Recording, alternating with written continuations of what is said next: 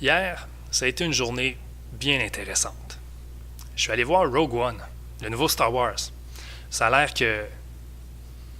Ça a l'air que je suis un fan. C'était super intéressant, mais c'était pas aussi intéressant que ce qui s'est passé par rapport au Remote Year. Il y a eu un groupe Facebook qui a été créé pour rassembler tous les membres de Kublai.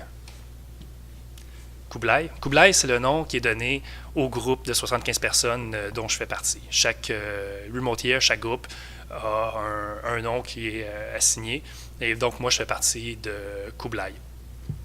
Donc, il y a eu un groupe Facebook qui a été créé pour rassembler tous ces gens-là.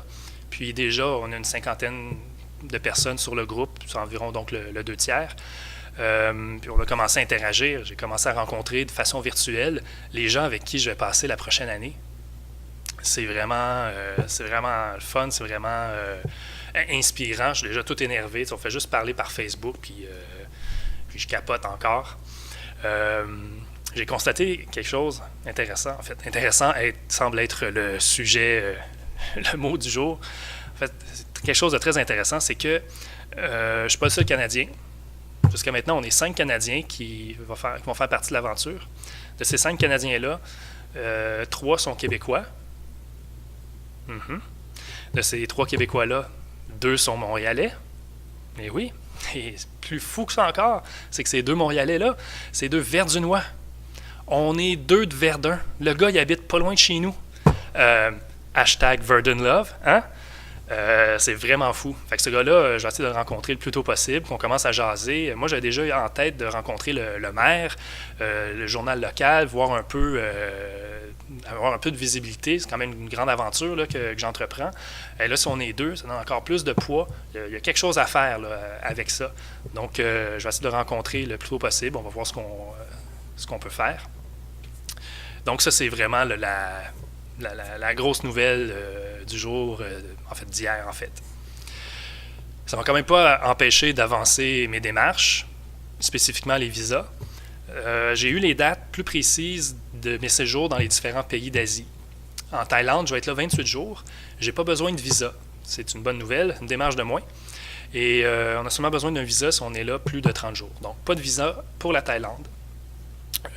Pour le Vietnam, j'ai envoyé ma demande de visa hier. C'est une demande, c'est pas simple, je pourrais dire. Là. C'est remplir un formulaire en ligne, envoyer des trucs par courriel. C'est pas simple, mais bon, j'ai confiance. Mes trucs, c'est conforme, ça va se passer assez vite. Je vous tiens au courant comme d'habitude. Puis, ah oui, ben aussi, le dossier locataire. Ça avance pas comme je voudrais. Ça a été super gentil. Beaucoup de gens ont déjà partagé mon annonce que j'avais faite. Mais je suis encore sans nouvelles.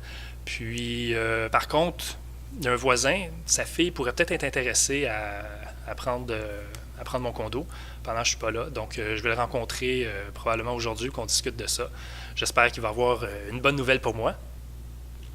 Puis, ben là, je viens de parler que j'attends de bonnes nouvelles, mais j'ai aussi reçu une moins bonne nouvelle samedi dernier.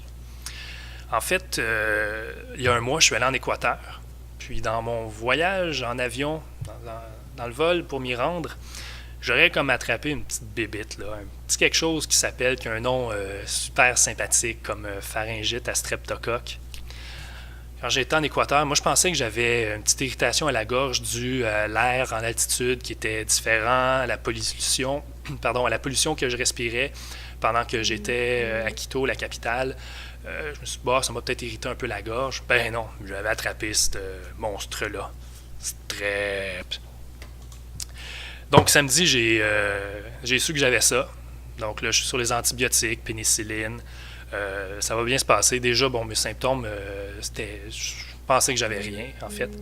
Donc, ça va bien se passer. Mais ça m'a fait réaliser que j'avais pris une bonne décision de choisir de me faire vacciner contre la grippe. Parce que même si je me dis, je suis jamais malade, j'ai bonne santé, j'attrape rien, machin, j'ai attrapé le strep dans l'avion en me rendant en Équateur. Là, je vais faire encore de l'avion pour des longs vols pour me rendre à Kuala Lumpur dans quelques semaines. Donc, je pense que ça me rassure, ça me fait penser que c'était une très bonne décision de me faire vacciner contre la grippe. Donc, c'est pas mal là où j'en suis. Euh, je vous laisse. Je vais aller jaser avec mes nouveaux amis Facebook. À bientôt.